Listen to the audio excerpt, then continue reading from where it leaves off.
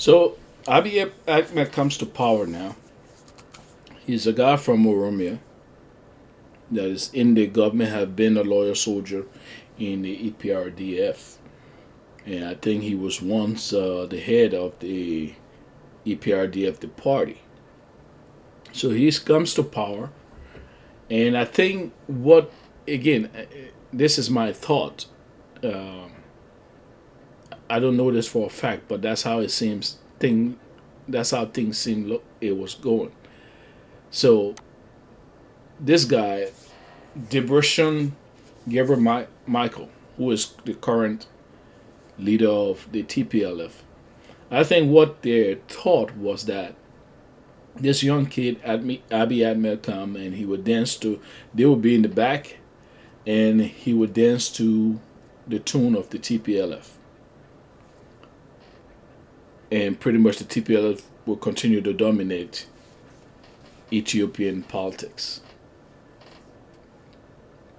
But they also made sure that because Ethiopia, all the different regions, they they have what we call ethno nationalism. So all the different regions have a militia. They are allowed a militia. Though the TPLF has a very well trained militia, and they had 250,000 men on their arms, and a lot of weapons they have there.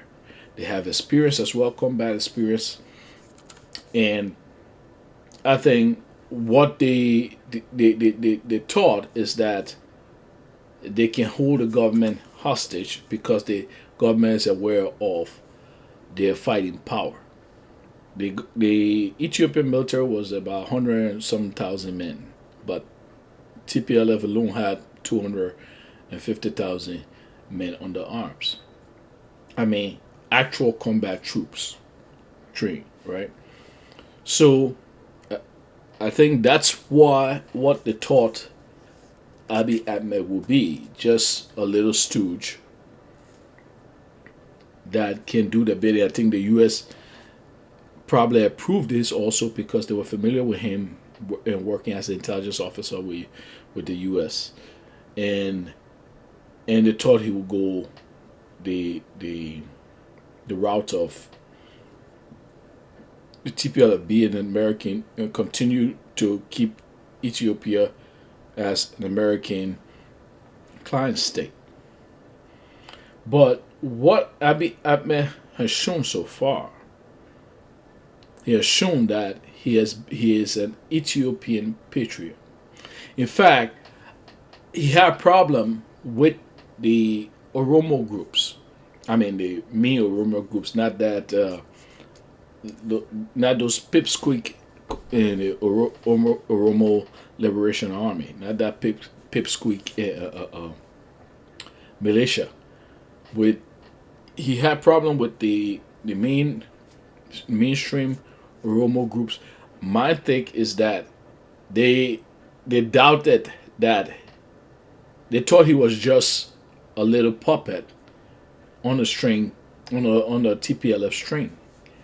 So he had problems with them before as well. But what this kid decided to do is that he decided to make some good decisions that will be for in the interest of Ethiopia. The first thing he did was to end that stupid war that had existed between a stupid conflict that existed between Eritrea and Ethiopia, for which he was given the Nobel Peace Prize.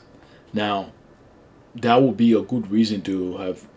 I would think it's justified that he ended that war and made brought goodwill between two groups of people who should be actually brothers. But I think the U.S. and the West gave him that stuff also with other as soft power means to probably keep him doing their bidding. So he first thing he did, get rid of that conflict between Eritrea and Ethiopia. Then he freed political prisoners. He liberalized things a little, and but then he also made smart moves, like trying to work with China to bring economic development to his country because he interested in building his country. Now, that is what ticked off the US. Eritrea was constantly going the way of China. And one of the things the kid outsmarted the using all legal political means, he reorganized the party and pretty much pulled a lot of other groups out of the EPRDF to become and created the Prosperity Party. The TPLF was invited to be part of this Prosperity Party, but now it would have been under a new structure. So where the TPLF don't just dominate, lot of other regions get the say, and especially considering that it was based on proportionality, a lot of the other bigger regions will get their say. So this the TPLF did not like. So they decided to pack up the ball, like the schoolyard kids that they were, and go back to Tigray and decide that they were dominate politics in Tigray. That's what they decided to do, and that was fine. The thing is, in Ethiopia, all those different regions had presidents of each region, right? So, for example, Oromo, you have the president of the Oromo region.